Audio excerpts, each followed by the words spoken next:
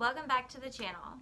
In this week's science video, I taught you about insects, and I told you that a spider is not an insect. So in this video, we're going to learn a little more about spiders and take a close-up look at a spider that I found in my garage.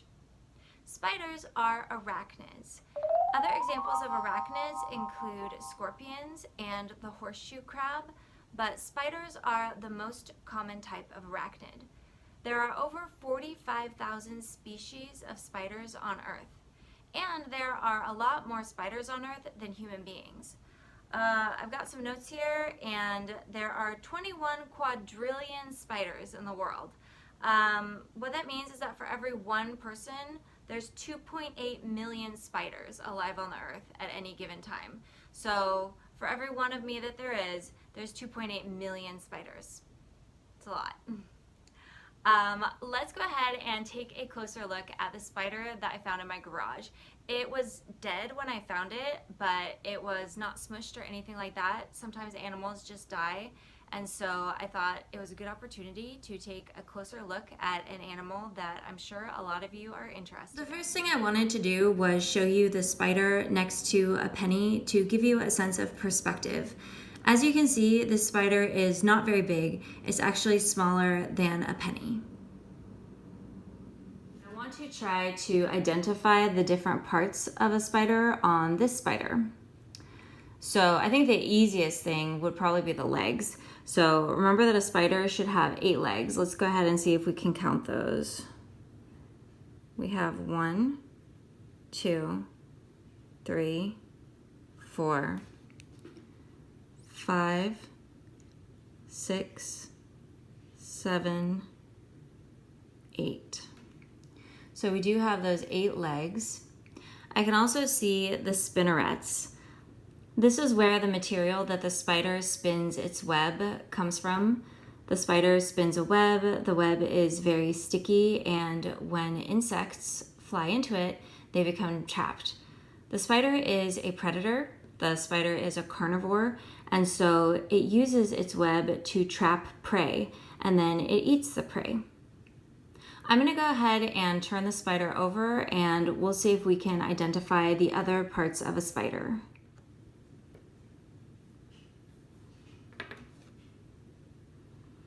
Okay, so an insect, if you'll remember, had 3 body segments: the head, the thorax, and the abdomen. What I learned about spiders was that it only has 2 body segments, which you can see here. In a spider, the head and the thorax are fused. And so this is the head and the thorax. This here is the abdomen. So only 2 segments on a spider. The spider should also have fangs, and I'm gonna move the camera and see if we can't get a shot of those, but the spider is very small, so I don't know if we'll be able to get a good look at that, but let's give it a try. Unfortunately, I don't think I'm able to see the fangs on this particular spider, but I am able to see the eyes. I'm gonna go ahead and point those out.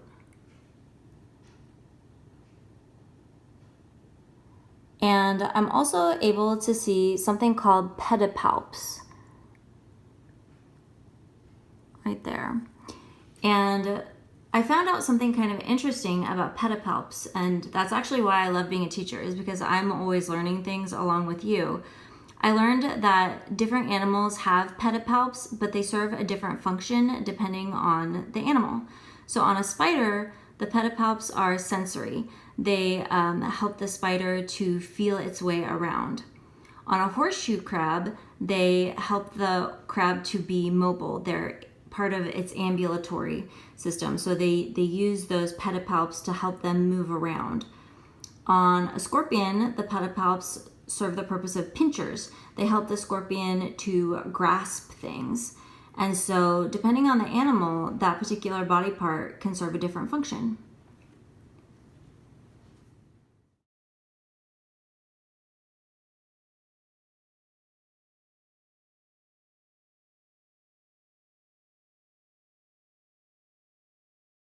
I hope you enjoyed identifying the parts of a spider. I have a few more facts that I thought you might find interesting. The largest spider of all is called the Goliath bird eater. It is native to South America, so you don't have to worry about finding one of these in the house. We live in North America. They're part of the tarantula family.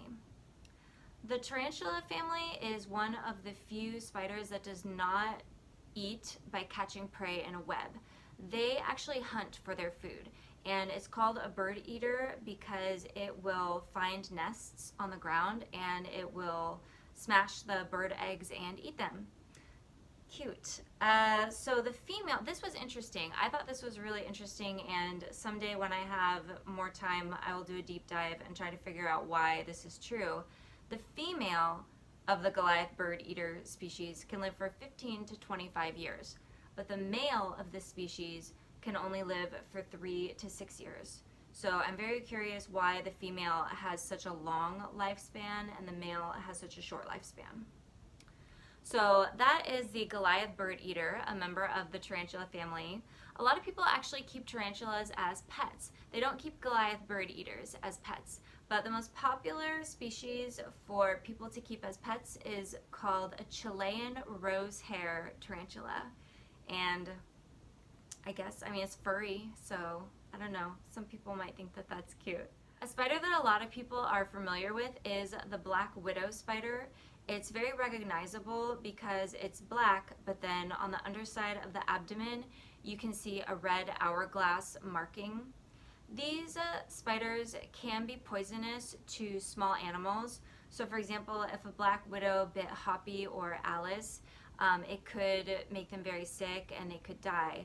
But if a black widow bites a human being, you'll probably get something similar to a mosquito bite. It'll probably be itchy and uncomfortable, but black widows do not kill human beings very often. The most dangerous spider to human beings in the United States is called the brown recluse, and this one was pretty disgusting. A brown recluse, the spider's venom causes skin tissue damage.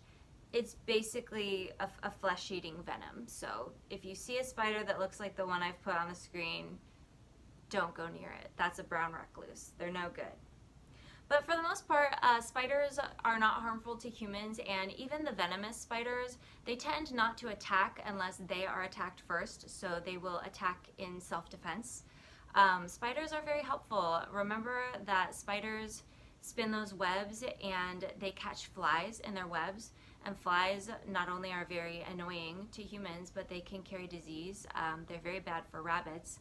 So I am glad that spider webs catch flies and then the spiders eat the flies. Spider webs can also catch mosquitoes. So if you're a person who doesn't like getting mosquito bites, then spiders are helpful because they can catch mosquitoes in their webs and eat the mosquitoes. So every animal, even the ones that aren't as cute as bunnies, they serve a purpose, and I just thought this would be a great opportunity for us to learn a little more about spiders. If you're interested in seeing more spider species, the entire end credits will be different types of spiders. That's all that I have for you today, but I will see you in my next video. Bye for now!